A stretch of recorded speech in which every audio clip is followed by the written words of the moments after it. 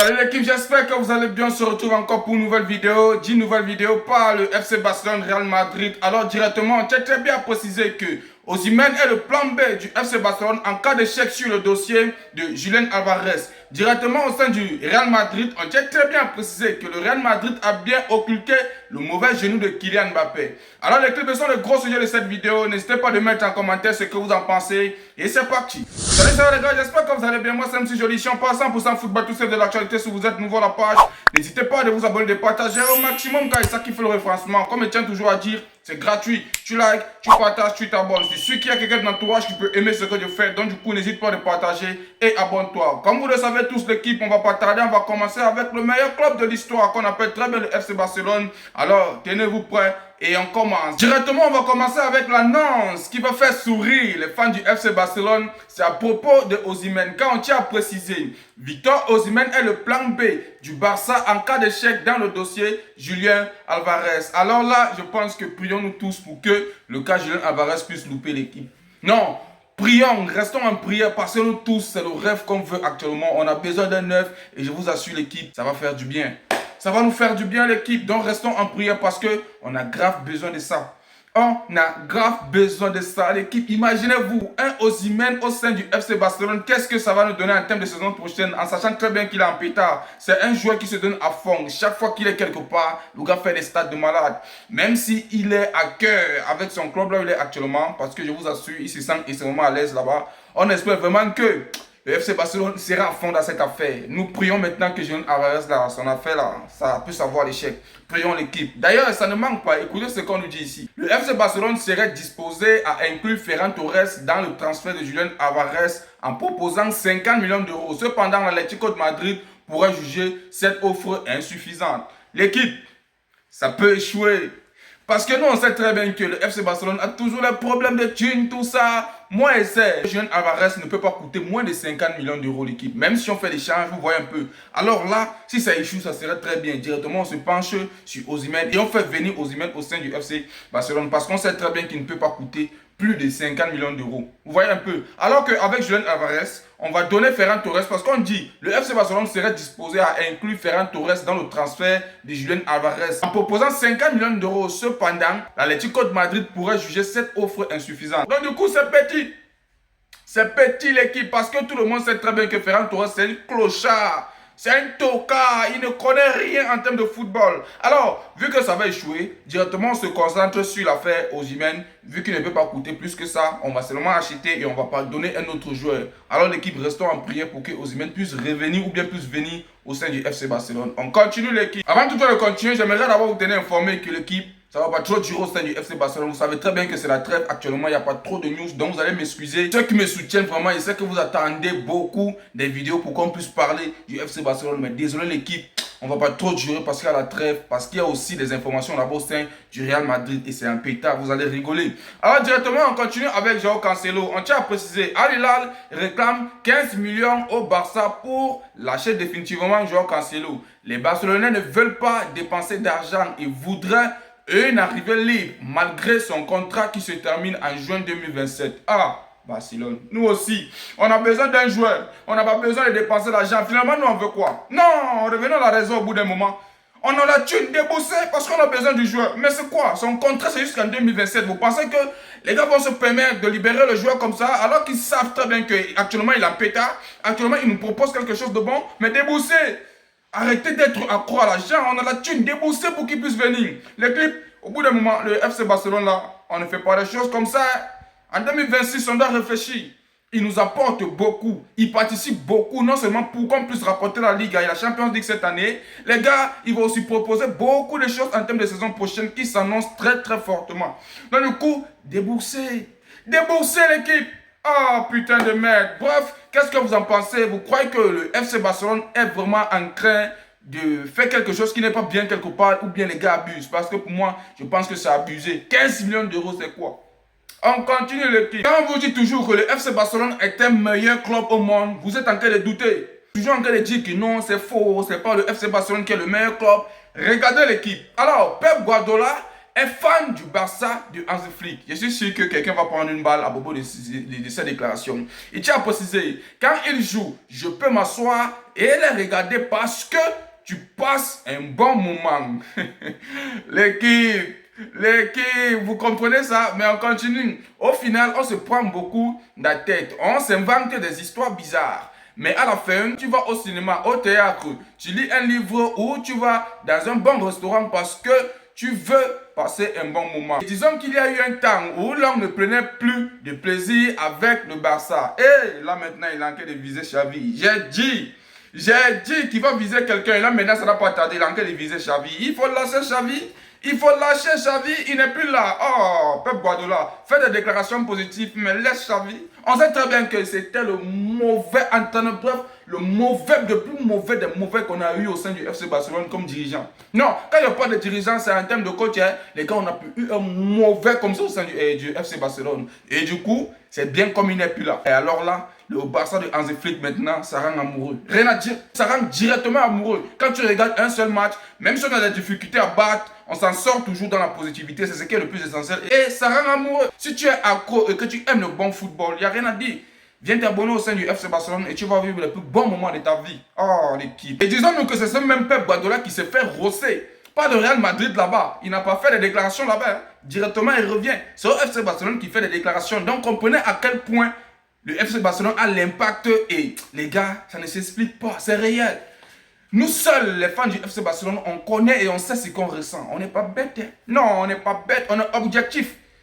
On est objectif. C'est pourquoi on soutient ce club, l'équipe. Dans mon Facebook, je reçois souvent des commentaires de certains fans du Real Madrid, les gars. On les voit réellement que ce sont les gars qui sont là à propos du suivisme.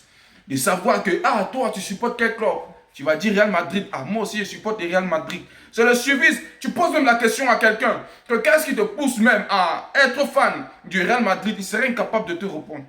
Moins objectif. Et viens les voir dans les commentaires comment les gars sont en train d'envoyer des trucs bidons. Tu te poses même la question à savoir, mais qu'est-ce que lui dégage plus là? De vrai. Ah, l'équipe, venez au sein du FC Barcelone parce qu'il y a une raison. Et je n'ai pas besoin de vous expliquer, vous connaissez déjà. Bref, comme je l'ai dit, il n'y a pas beaucoup d'infos au sein du FC Barcelone. Vous savez très bien que c'est la trêve. Directement, on se penche au Real Madrid, les gars. Il y a de quoi se régaler là-bas. Vraiment, n'hésitez pas à le mettre en commentaire parce que j'ai déjà précisé, il y a de quoi se régaler là-bas. Alors, directement, on tombe avec Kylian Mbappé. L'équipe, restez sérieux. On tient à préciser, c'est officiel en Espagne. Le Real Madrid a bien occulté le mauvais genou de Kylian Mbappé. Le Real Madrid s'est trompé de genou. Au lieu d'examiner le genou gauche de Mbappé, ils ont examiné son genou droit qui était seul.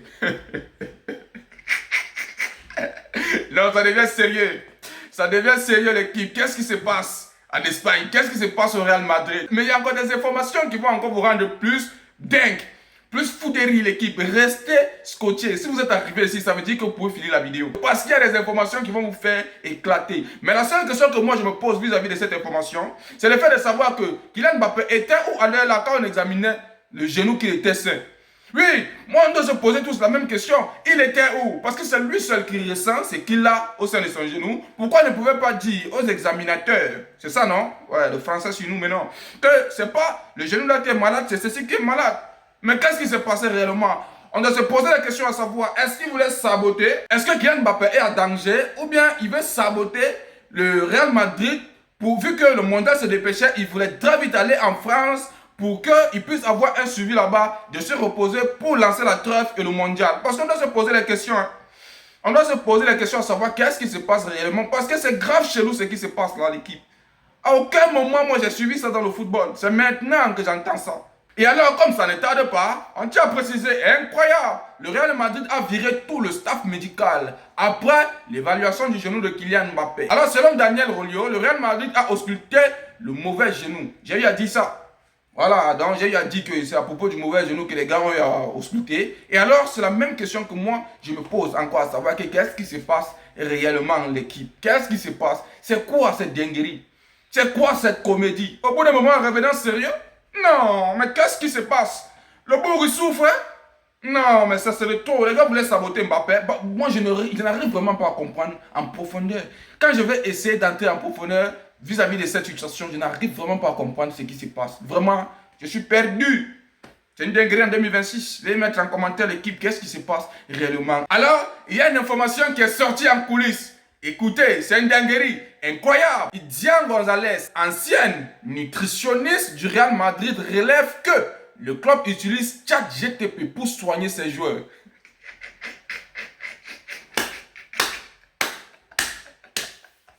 Ouais les gars, ça commence à sortir. Ça commence à sortir l'équipe. Non, mais on continue l'équipe. Je ne sais pas ce qui est pire entre le staff médical pour qu'ils prescrivent des compléments alimentaires en se basant sur le résultat gratuit de ChatGPT.